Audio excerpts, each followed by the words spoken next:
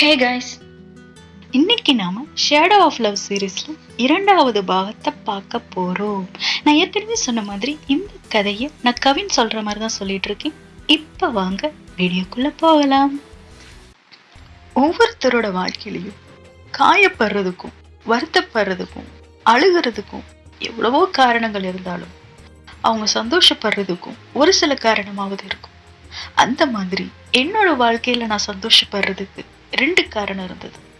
ஒண்ணு மாய், இன்னொன்னு என்னோட மாமா. நானா இருக்கிறது இவங்க 2 பேர்கிட்ட மட்டும்தான். அன்னைக்கு என்ன காயப்படுத்திக்கிறதுக்கு கத்திரியை கையில் எடுக்கும் போது கரெக்டா என் சிஸ்டர் அங்க வந்து என்ன ப்ரொடெக்ட் பண்ண. அதுல அவளோட கையில கூட காயம் ஏற்பட்டது. அவ கையில காயத்தை பார்த்ததுக்கு அப்புறம் நான் கத்திரியை தூக்கி வீசினேன். அவ கையை பிடிச்சுக்கிட்டு என்னை மன்னிச்சிரு மாய், ரொம்ப வலிக்குதான்னு கேட்டேன். அப்ப மாய், என்னை தனியா விட்டு போகலாம்னு நினைச்சியாடா அப்படின்னு சொல்லி கேட்டேன். அப்ப நான், எனக்கு இது வேண்டாம் மாய், எனக்கு இப்படி இருக்க பிடிக்கல அப்படின்னு என் வேதனை அவகிட்ட கொட்டி அழுதுட்டு இருந்தேன். அப்ப மாய் ஒரு ஷால் எடுத்து எனக்கு போத்தி விட்டு, பொறுமையா இருக்கவேன், நம்ம பெரியவங்களானா எல்லாமே சரியாயிரும், தயவு செய்து இன்னொரு முறை இந்த மாதிரி பண்ணாத அப்படின்னு சொல்லி என்னை ஆறுதலா ஹக் பண்ணிக்கிட்டேன். காலங்களும் வேகமா ஓடுச்சு. நாங்களும் அடல்ட் ஆனோம். பட் அவ சொன்ன மாதிரி எதுவுமே மாறல. அவ காலேஜ் போன, நான் ஆஸ் யூஷுவல் ஹோம் டியூஷன். என்ன, நான் ஒரு செஃப்பாவும் ப்ரமோட் ஆயிருந்தேன். பட் ஒரு நாள் வந்தது. அன்னைக்கு முதல் முறையா ஒரு பையனை பார்த்து எனக்குள்ள ஒரு ஈர்ப்பு ஏற்பட்டுச்சு. அன்னைக்கு நான் என் மாமா கூட ஃபுட்பால் விளையாடிட்டு இருந்தேன். எப்பெல்லாம் என் அம்மா வீட்டுல இல்லையோ அப்பெல்லாம் நானும் என் மாமாவும் ஃபுட்பால் விளையாடுவோம். அப்படி விளையாடிட்டு இருக்கும் போதே அன்னைக்கு என் அம்மா என்ன கூப்பிடுற சத்தம் கேட்டது.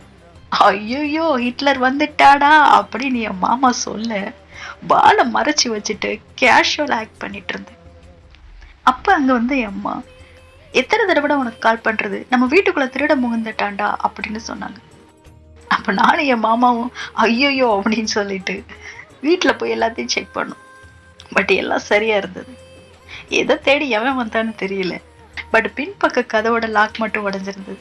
அப்ப என் மாமா வேகமா, கவின் நீ போய் லாக் வாங்கிட்டு வந்துரு, நான் இதெல்லாத்தையும் ஃபிக்ஸ் பண்றேன் அப்படின்னு சொன்னாரு. எனக்கே எப்பவாதுதான் இந்த மாதிரி தனியா வெளியே போக சான்ஸ் கிடைக்கும். ஸோ நான் கிடைச்ச சான்ஸ் எப்படி மிஸ் பண்ணுவேன். வேகமா என் அம்மா அதுக்கு பதில் சொல்றதுக்கு முன்னாடியே அங்கிருந்து கிளம்புனேன். அப்படி நான் ஜாலி லாக் வாங்கிட்டு வரும்போது மழை வந்தது. ஸோ நான் பக்கத்துல இருந்த வீட்டு ஓரமா நின்றுட்டு இருந்தேன். அப்ப சடனா என்னோட இதய துடிப்பு அதிகமாகறதை என்னால உணர முடிஞ்சு. நான் என்னாச்சு அப்படின்னு பார்த்தேன். அப்ப என் பக்கத்துல நல்ல ஹேண்ட்ஸமா ஒரு பையன் எனக்கு கொடை பிடிச்சிட்டு நின்றுட்டு இருந்தான். அவனை பார்த்த போது இதுக்கு முன்னாடியே அவனை பார்த்த மாதிரி ஒரு உணர்வு ஏற்பட்டுச்சு. கொஞ்ச நேரம் நான் அவனையே பார்த்துட்டு இருந்தேன். அப்பதான் சுய நினைவுக்கே வந்து, டே கவின் நீ என்னடா பண்ணிட்டு இருக்க அப்படின்னு சொல்லிட்டு மலையிலேயே வீட்டுக்கு ஓடுனேன். வீட்டுக்கு வந்ததுக்கு அப்புறம் கூட அவனோட முகம் மட்டும்தான் என் தலையில ஓடிட்டு இருந்தது. என்ன காமெடினா, தலையை துடைக்கும் போது டவல் கீழே விழுந்தது கூட தெரியாம கண்ணாடிய பார்த்து முதல் முறையா சிரிச்சுக்கிட்டே தொடச்சிட்டு நின்றுட்டு இருந்தேன். ஒரு பையனை பார்த்து நான் நர்வஸ் ஆனதாதான் முதல் முறை. என் நெஞ்சில கைய வச்சுக்கிட்டு என்னோட இதயம் இப்படி இருக்கு அப்படின்னு யோசிச்சுட்டே இருந்தேன். அப்புறம் நானே சொல்லிக்கிட்டேன், இடி மழைலாம் பெருசா இருந்தது இல்ல, அதனால அப்படி இருக்குமா இருக்கும் அப்படின்னு. அப்படி நான் யோசிச்சுட்டு இருக்கும் போதே என் சிஸ்டர் உள்ள வந்து, நான் பாய் ட்ரெஸ்ல இருக்கிறத பார்த்து, டே அண்ணா, அம்மா பார்த்தா திட்ட போறாங்கடா, கதவை லாக் பண்ணிட்டாது இருக்கலாம்ல அப்படின்னு கதவை லாக் பண்ண. அப்புறம் வந்தவன், வெளியே போகும்போது கொடை எடுத்துட்டு போகலாம்ல, நீ நல்லா இருக்கல, உனக்கு ஒண்ணும் இல்லையே, நல்ல வேலை வீட்டை உடைக்கும் போது நீங்க இல்லை அப்படின்னு கேரிங்கா பேசிட்டு இருந்தேன். என் அன்பு தங்கச்சி, இந்த புட்டி மலையெல்லாம் என்ன ஒன்றும் கரைச்சிடாது, ஸோ நீ ஒரி பண்ணிக்காத அப்படின்னு சொன்னேன். அப்ப மாய், ஓகே மிஸ்டர் ஹீரோ அப்படின்னு சொல்லிட்டு உள்ளுக்குள்ளேயே சிரிச்சிட்டு இருந்தான். அன்னைக்குதான் மாய்க்கு ஃபர்ஸ்ட் டே காலேஜ். அவ வெக்கப்படுறத பார்த்து, ஏய் இரு, இதுக்கு என்ன அர்த்தம், உன்னை பார்த்து எனக்கு டவுட்டா இருக்கே, ஏதாவது நல்ல விஷயம் இருக்கா என்ன அப்படின்னு கேட்டேன். அதுக்கு மாய் மறுபடியும் வெக்கப்பட்டு சிரிச்சுக்கிட்டே, ஒன்னு இருக்கு பட் அது நல்லதான்னு தெரியல அப்படின்னு எஸ்கேப் ஆக பார்த்து, சொல்லிட்டு போடி அப்படின்னு சொன்னேன். இல்ல இப்ப இல்ல, எனக்கே ஃபர்ஸ்ட் கன்ஃபார்ம் ஆகட்டும், அப்புறம் சொல்றேன், நீ தூங்க போறதுக்கு முன்னாடி மறக்காம சேஞ்ச் பண்ணிட்டு தூங்கு, இல்லைன்னா ஹிட்லர் உன்னை தொலைச்சிருவா அப்படின்னு சொல்லிட்டு ஓடுனேன். நானும் சிரிச்சுட்டே விட்டுட்டேன்.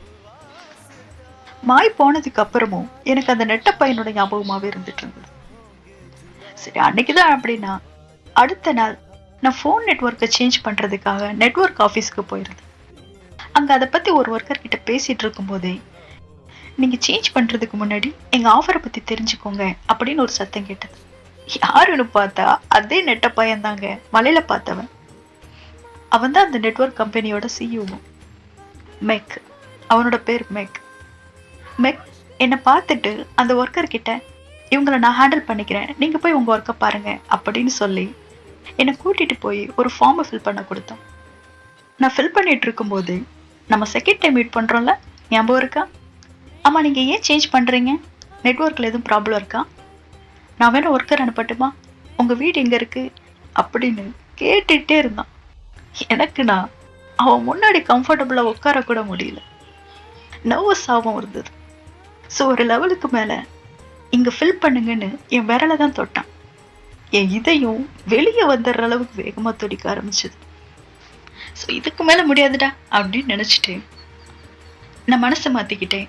எனக்கு நெட்வொர்க் சேஞ்ச் பண்ண வேண்டாம் அப்படின்னு சொல்லிட்டு அங்கிருந்து எழுந்து போனேன். அப்படி போகும்போது இன்னைக்குதான் மழையும் இல்லை, இடியும் இல்லை, பின்ன ஏன் மறுபடியும் என்னோட இதயம் துடிச்சிட்டு இருக்கு? ஒருவேளை இதெல்லாம் மிக்கால தான் நடக்குதா? இல்லை இல்லை, என்னோட இதயம் எப்படி ஒரு ஆணுக்காக துடிக்கும் அப்படின்னு நான் யோசிச்சுட்டே போகும்போது, பக்கத்துல ஒரு பெஞ்சில் ஒருத்தன் உட்கார்ந்து இருக்கிறத பார்த்து, சூப்பர், இப்ப செக் பண்ணிடலாம் அப்படின்னு அவன் பக்கத்துல போய் உட்காந்து. ஒன்னும் வரல. சரி, கொஞ்சம் நெருக்கமா உட்காந்தா பார்க்கலாமேன்னு நெருக்கமா உட்காந்து, அப்பவும் ஒன்னும் வரல. சரி, உரசிட்டே உட்காந்து பார்க்கலாமே அப்படின்னு உட்காந்து, அப்ப கூட என்னோட இதய துடிப்பு லைட்டா கூட ரைஸ் ஆகல. கணத்துல போட்ட கல்லு மாதிரி இருந்தது. அட போங்கடா அப்படின்னு எழுந்து போனேன். பட் எனக்கு இதை பத்தி யாருக்கிட்ட பேசணும் அப்படின்னு இருந்தது. ஸோ நான் என் மாமா கிட்ட பேசினேன். என் மாமா கிட்ட, சித்து மாமா, ஒரு ஆணோட இதயம் ஒரு பெண்ணை பார்க்கும்போது மட்டும்தானே அதிகமா துடிக்கும் அப்படின்னு சொல்லி கேட்டேன். அப்ப என் மாமா, ஆணோ பெண்ணோ மாப்பிள்ள, அவங்களோட காதலை எப்ப மீட் பண்றாங்களோ அப்பெல்லாம் இந்த இதயம் டப்பு டப்புன்னு துடிக்கும் அப்படின்னு சொன்னார். அப்ப நான், மாமா இப்பவும் நான் ஒரு ஆண் அப்படின்னு நீங்க நினைக்கிறீங்களா, இல்ல நான் ஒரு பொண்ணா மாறிட்டேனா அப்படின்னு சொல்லி கேட்டேன். அப்ப என் மாமா, நீ வெளியே பார்க்க வேணாம், பொண்ணு மாதிரி இருக்கலாம், பட் மனசெலவுல நீ இப்போ ஒரு ஆண் சிங்கம் தாண்டா, அது என்னால உறுதியா சொல்ல முடியும் அப்படின்னு சொன்னார். பட் என் மாமா என்ன சொன்னாலும் எனக்கு ஒரு பயம் இருந்துட்டே இருந்தது. எங்க நான் ஒரு பொண்ணா மாறிடுவனும் அப்படிங்கிற ஒரு பயம். ஸோ என் அம்மா நான் பொண்ணா மாறுறதுக்கு என்னெல்லாம் பண்ண சொல்லிட்டு இருந்தாங்களோ அது எல்லாத்தையும் நிறுத்தணும் அப்படின்னு முடிவு பண்ணேன். அந்த மாதிரி எடுத்துக்கிறத நிறுத்து. அடுத்து பொண்ணுங்க யூஸ் பண்ற லோஷன், கிரீம் எல்லாத்தையுமே நிறுத்து. பட் என் அம்மா கண்டுபிடிச்சிடக்கூடாது அப்படிங்கிறதுக்காக அதெல்லாம் போடாமலே போட்ட மாதிரி காட்டிக்கிட்டேன். பட் என் அம்மாவோட டெய்லி ரொட்டீன்ல ஒண்ணு, நான் யூஸ் பண்றது எல்லாத்தையும் சரியா யூஸ் பண்ணிட்டு இருக்கிறேனா அப்படிங்கறத செக் பண்றேன். அப்படி செக் பண்ணும்போது ஒரு லோஷன்ல அளவு சரியில்லாத நோட் பண்ணிட்டு அடுத்த நாளே கேட்டாங்க, ஏன் இந்த லோஷன் யூஸ் பண்ணல அப்படின்னு. அப்ப நான், அம்மா லேட் நைட் ஒர்க் பண்ணிட்டு இருந்தேன், ஸோ மறந்துட்டேன் அப்படின்னு சொல்லி சமாளிச்சு. அப்ப மாயு எனக்கு சப்போர்ட்டா, ஆமாம்மா நேற்று சப்ஜெக்ட் கொஞ்சம் அதிகம், ஸோ அவள் லேட்டா தான் தூங்கினா அப்படின்னு சொன்னான். அப்ப என் அம்மா, நான் பொண்ணை மாறுறதுக்கு என்னெல்லாம் நான் யூஸ் பண்ணிட்டு இருக்கிறேனோ அது எல்லாத்தையுமே மாயே எனக்கு பண்ணி விடணும் அப்படின்னு ஒரு ஆர்டர் போட்டாங்க. எப்போ அதை மிஸ் பண்ணக்கூடாது அப்படின்னு சொன்னாங்க. மாயும் நான் மறந்துட்டதா நினைச்சு ஓகேமா அப்படின்னு சொல்லி மண்டையாட்டிட்டான். அவ என் அம்மாக்கு ப்ராமிஸ் பண்ண மாதிரியே அன்னைக்கு நைட்டு எனக்கு கிரீம் அப்ளை பண்றதுக்காக என்னோட ரூமுக்கு வந்து என் கையை பிடிச்சு எனக்கு லோஷன் அப்ளை பண்ண ட்ரை பண்ண. அப்படா, கையை விடிடி வெள்ளச்சி, ஒரு பையனோட கை இப்படியே பல பலன்னு இருக்கும், நான் தான் வேணும்னு போடாம இருக்கேன், எனக்கு இதெல்லாம் வேண்டாம் அப்படின்னு சொன்ன. அப்ப மாய், கவின், நம்மளாலதான் அம்மாவை எதிர்க்க முடியாதுன்னு தெரியும்ல, அப்புறம் எதுக்கு பிடிவாதம் பண்ற அப்படின்னு சொல்லி கேட்டேன். அப்ப நான், இவ்வளவு நாள் நான் என்ன பண்ணிட்டு இருந்தனோ அதை அவகிட்ட சொல்லி அதையே அவளையும் எனக்காக பண்ண சொன்னேன். அவளும் எனக்காக அதை சந்தோஷமா பண்ணான். பட் என் அம்மா அதையுமே கண்டுபிடிச்சாங்க. ஜிங்க்ல லோஷன் ஒட்டி இருக்கிறத வச்சு நாங்க லோஷனை ஜிங்க்ல கொட்டிட்டு இருக்கோம் அப்படிங்கறத கண்டுபிடிச்சாங்க. அடுத்த நாளே மாயோட தலைமுடியை பிடிச்சு கவினுக்கு லோஷன் அப்ளை பண்ணியா இல்லையா, பொய் சொல்லாம சொல்லு அப்படின்னு சொல்லி கேட்டாங்க. அப்ப நான் ஓடி வந்து, அம்மா அவளை விடுங்க, அது அவளோட தப்பு இல்லை, நான் தான் அதை அப்ளை பண்ணிக்கல அப்படின்னு சொன்னேன். அப்ப என் அம்மா மாயை இழுத்துட்டு போய் கத்திரியை கையில் எடுத்தாங்க. அம்மா என்ன பண்றீங்க அப்படின்னு நான் கேட்டேன்.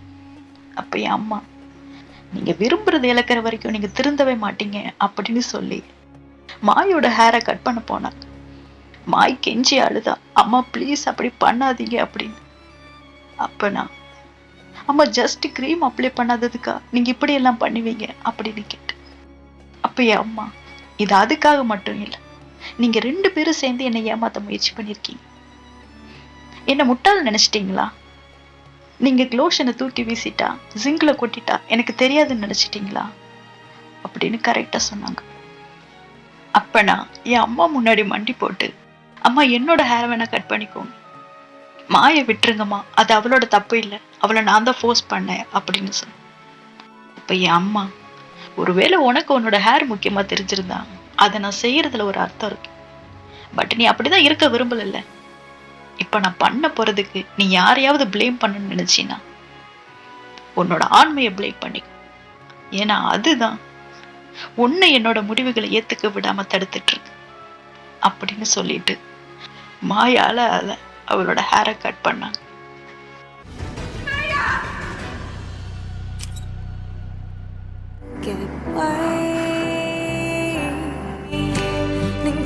ที่ฉัน